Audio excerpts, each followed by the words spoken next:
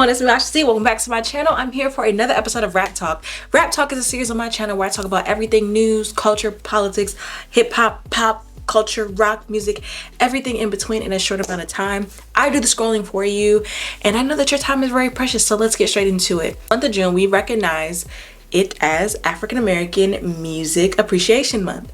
We recognize the contribution of those who have came before us, and also the artists that are currently carving a path in their own lane for themselves. Continue trailblazing.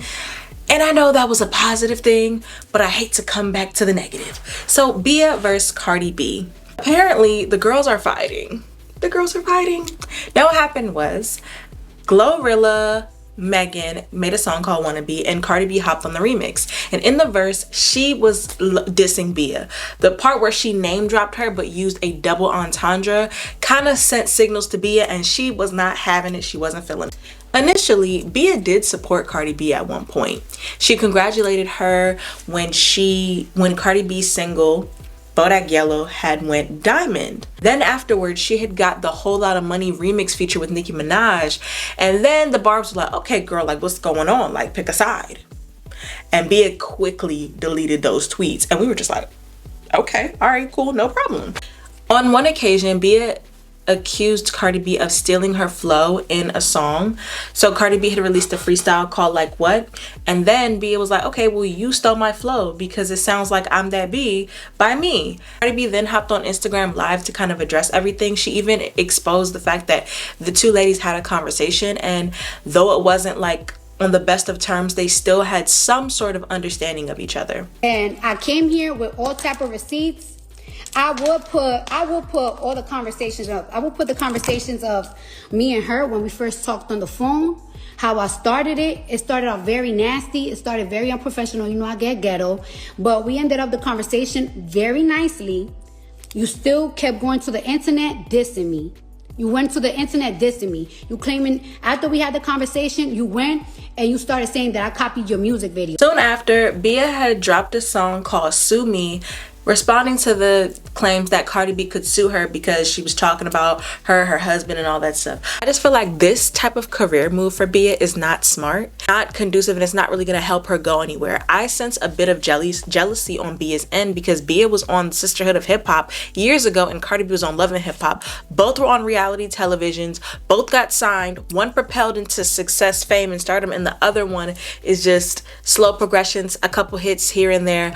But I think with Bia, it's not her as an artist. I think that it's important to have a proper team behind you, and that's what Cardi B had. She had money and she had a machine by her, and Bia doesn't necessarily have that same support, so I can see where the kind of little saltiness is, and I feel like she's just grasping for straws. I don't feel like this is a smart career move for Bia. Beef will get you only but so far. It'll get traction to your page, and then afterwards, no one will be paying attention to you afterwards. It'll just, the hype and the analytics and the engagement will die down. The streams will go up for a little bit, but if you drop something new, those same people that were here for the mess are not going to promote you at the same instant. So I feel like it's dumb. I feel like beefing in hip-hop is dumb, but if the music is good, like Kendrick and Drake have proved that if the music is good, go at it. TikToker E. Kane had waited on Megan Thee Stallion and discussed how she cannot rap and that Nicki is a better rapper. I can rap a Megan Thee Stallion song word for word. Do that mean she can rap? No. Not like Megan's recent single BOA. I just didn't like it. She is coming out with an album, so I hope that will sound better, but I just wasn't feeling the single. However, I do like Megan. I've been listening to her since like 2017, 18. She's dope. I disagree with E. Kane, and the reason why is because this critique has been heavily said on social media platforms. Megan Thee Stallion is actually one of the better rappers of this time. I think that they confuse her accent and the cadence and the tone and everything. So I found this article, and it's called A Rhythmic Analysis of Rap. What can we learn from flow? This was a person who was studying there, who obtained a Master of Linguistics. His name is Iskandar Davis. When we talk about flow, it refers to it's a continuous stream of lyrics set to the rhythm of the beat. So another thing is that she has Jew making a lot of her beats. Jew kind of makes very similar beats, which means that her flow is going to be the same. She has an accent. An accent refers to how one person says things. It's like a distinctive way a rapper pronounces words. Megan is from the country. She's from down south, excuse me. She's from Houston, Texas. People from Dallas, Austin, El Paso, everybody sounds different. Think of where I'm from, the DMV. We sound a certain way, like how people from maybe Prince George's County talk and how people from Dorchester County talk and how St. Mary's people talk is all different because we're in different regions. We're all gonna have a different accent, right? Okay. Then we get to cadence. Cadence and flow are interchangeable. When you talk about cadence, it's the inflection. Inflection is the process of word formation. A word is modified to express grammatical categories such as tense, mood, voice, aspect, person, number, gender, which in turn impacts the vibration of their speech. Everything from how harsh the nasal, how brave or how gentle or timid a rapper may sound in a song is impacted by their cadence. So the accent is a regional thing. That's where they're from. But the cadence is something they can change. So it's not the accent, it's how they sound on the song. And so I think that since her accent isn't changing, of course, everything is going to sound the same. So that's where I think the difference is. And also, I think that people want her to change up her voice and do this and do that, but that's not the type of rapper she is. Now, she could sing a little bit. She can sound a little melodic in the bridge and in the chorus, but she has that deeper down south country rich voice. That is how she's going to sound.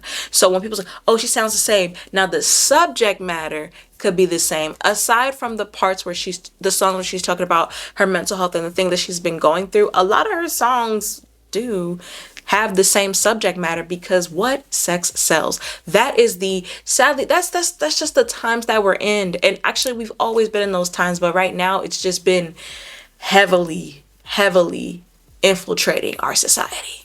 And that's just what it is. The faster that we accept that things in music and the way we listen, consume, and the market has changed, the sooner we can get past it.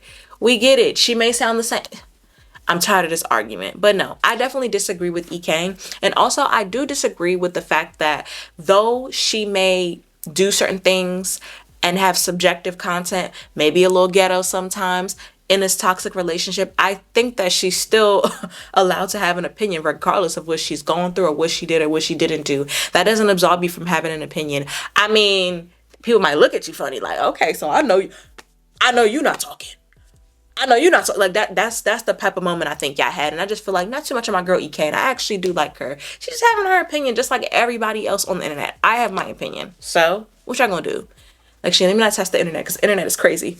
Summer Jam was this past weekend and the lineup looked pretty solid. But what I was really a little bit upset about is that Method Man announced that he will not be coming back to Summer Jam. Man is a rapper, actor. He's best known for Wu-Tang and of course his bro Redman. Like, they took over hip hop in the 90s and they are seen as the cornerstone and pioneers of hip hop, right?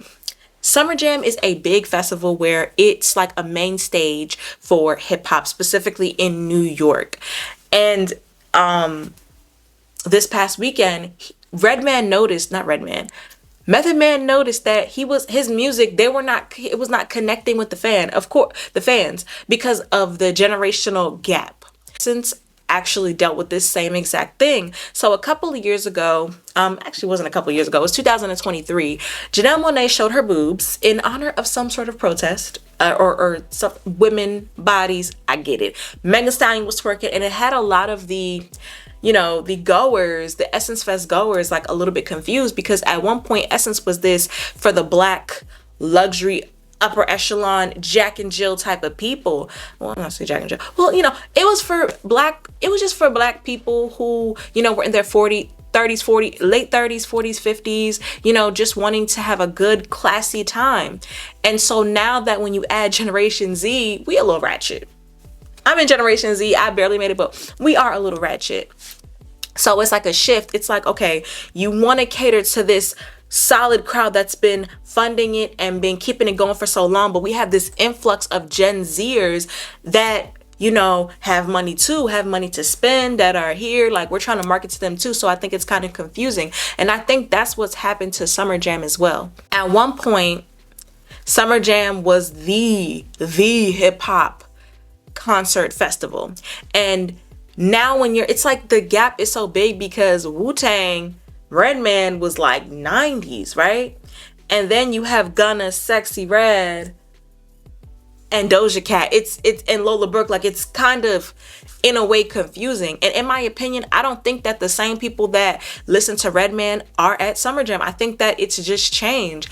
And I do see what they're trying to do with integrating the new and the old. But however, it's not working because it's not connecting. There needs to be some sort of introduction, reintroduction onto what Summer Jam was, what it meant.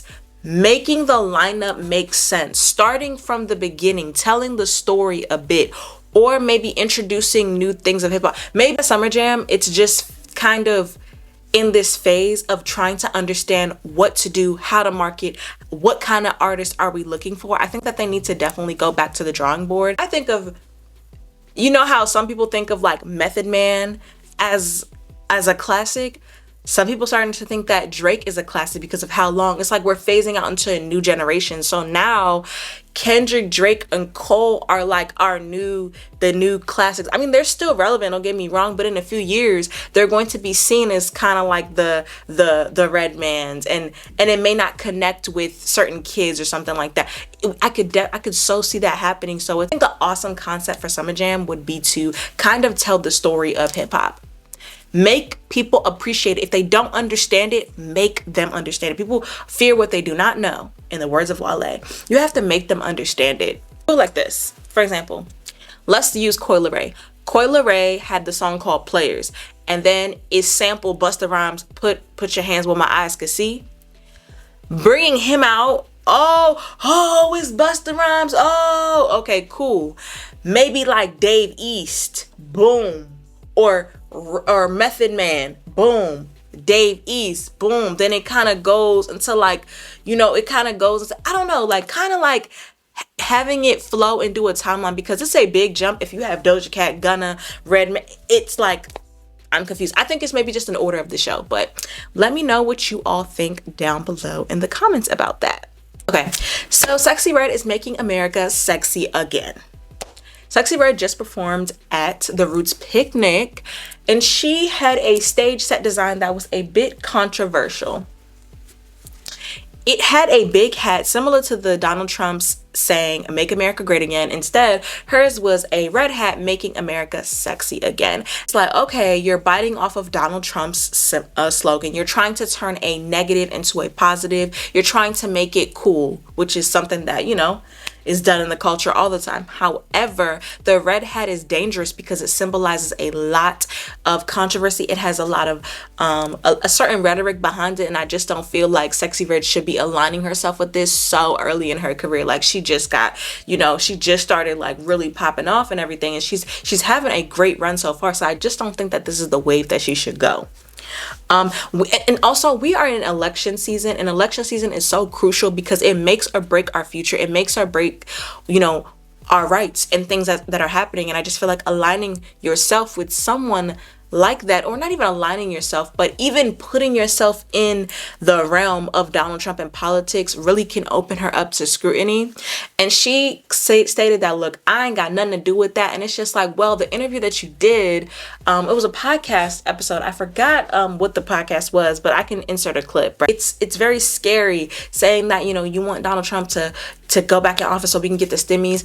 If you really understood how the stimulus check came to pass, like it wasn't just that, I'm not even gonna get into all that. How I just feel like it was a bit ignorant on her part, but at the same time, I know that celebrities are not political figures. However, if they involve themselves in that, then they kind of are stepping into that lane.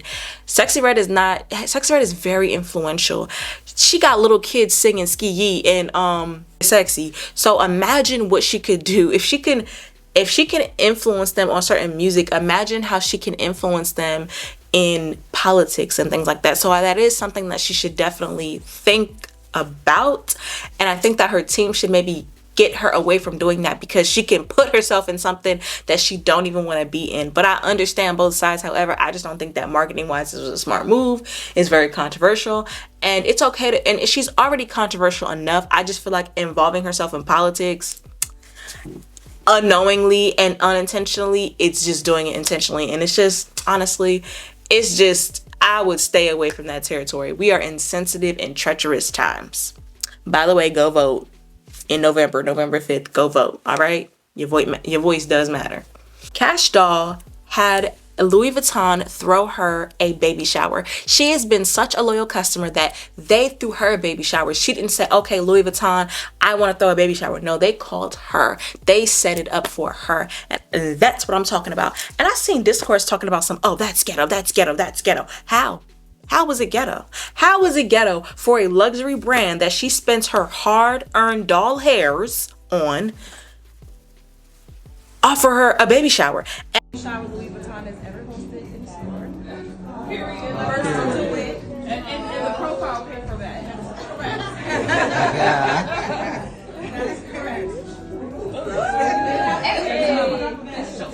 And they had the assortment. They had her man there. They had her man Tracy there, her baby, her family. So it's like, how is that ghetto? Why every time a black people are attached to something, oh, they go there often, or they do this, or they have this, or they buy this, a lot of us do it, and it's automatically ghetto.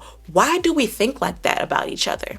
Specifically with Cash Doll, nothing about her is ghetto. She's very elegant. You know, her hair is always done. You know, every time I listen to Cash Doll makes me want to step my money up and not my funny up. And I love that about her. She makes me want to hustle and grind for it. That's what I do. That's what I do. That is why I do what I do. Why do we always move the goalposts when it comes to each other? Because I promise you, if Kim Kardashian, if Kylie Jenner had their baby shower on LV, it would literally just be an Instagram post, and we would go about our day. We would probably talk about consumerism, and we would go about our day, but nobody would be called ghetto. But when Cash Doll, you're acting like she came there with fish plates. No, she came very classy and very elegant. I think that was fly, and that was very play of her.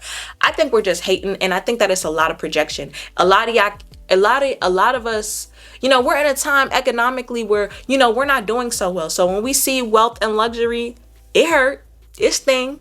But at the end of the day, like, that is not how you're gonna thrive, by hating on people. And it's just like, it's so unnecessary. Why do we do that to each other? That was not ghetto. Cash Doll, love you, girl, do your thing.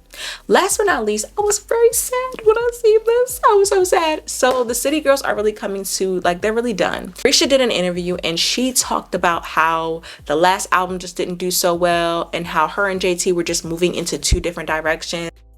I think when the City Girls album just dropped and it didn't do too well, and we was just like trying to do our press run, you know, the whole rollout of the album was just so bad because we was just in two different spaces. You know, like, we older now, and it was just like she was doing her own thing. She on the West Coast, I'm in Miami, I'm doing my own thing, and I felt like naturally when she doing her own thing, it just worked for her, and when I'm doing my own thing, it worked for me. But when we get together as a group, it just wasn't connecting. Like, it just wasn't working no more. So I think we both was at a point where we was just like, we probably should just do our own shit. Right. And the last album was like, the rollout was horrible. The promotion was horrible. It's like the album came and they got like 10,000 streams, and then they did interviews. That album had a lot of potential to be great, but I just feel like the singles, it fell flat, and I just feel like they were both in two different directions. Even when you watch the interviews, the energy was just different between them. Like, they both just wanted to do their own thing, and respectively, the City Girls had an amazing run. What I will say is that the City Girls represented a time and a culture which we will never get that. We were a proper country when they were like together. Humble opinion, the men can tune out. I think that the City Girls represented something so awesome. They helped women understand their worth and understand that they should not be accepting the bare minimum. Now, some women went overboard, but it made me understand that I should not be accepting the bare minimum. I should love myself. I should value myself a little bit more and require more out of a man. And most importantly, require more out of myself. That is what I got out of it. As a college educated person, that's what I got out of it. Because when Act Up came out, I was in a relationship and I just should have acted up more. Like, I should have acted up way more when that song came out. But it's okay. It's summertime now. Not gonna lie, when Act Up in 2019 came out, it was crazy. That was an amazing run. When that song came out, we was all at the parties. Like, the girls was taking over the room. Like, Act Up, you can get that shit. When Act Up came out, like, I should have wilded out a little bit more. Like, I just knew I should have wilded out a little bit more. I think that Quality Control did a terrible job at managing him this last, like, quarter of their album. But honestly, I think that the girls just both had this understanding, this unconscious understanding that, look, we trying to get out of the hood, we trying to get out of here, we trying to do this, we trying to do that with their lives, and they both did. I think that they're just doing two separate things. I'm so proud of JT on career wise, on where she's going and where she's headed. I love that though she was on the Coachellas and the Summer Jams of the world, she still said, no girl, I want to introduce myself as JT, the artist, the rapper, and doing these club appearances. I think that that's amazing and that's a smart move, because it introduces herself. And then she's bringing Raymonte along. She's bringing the girl Deidre. I'm pretty okay. That girl is funny. She be talking for no reason. But no, I love what JT's doing. And then involving herself in fashion, having different campaigns and editorials and shoots, and then her boyfriend being Uzi, kind of helping her in a creative musical type of sense, like kind of giving her advice, because he did on the song Okay, which kind of made the song much more fun, and that's what he advised her to do. Now on Carisha's end, I'm really sad that she aligned herself with Diddy.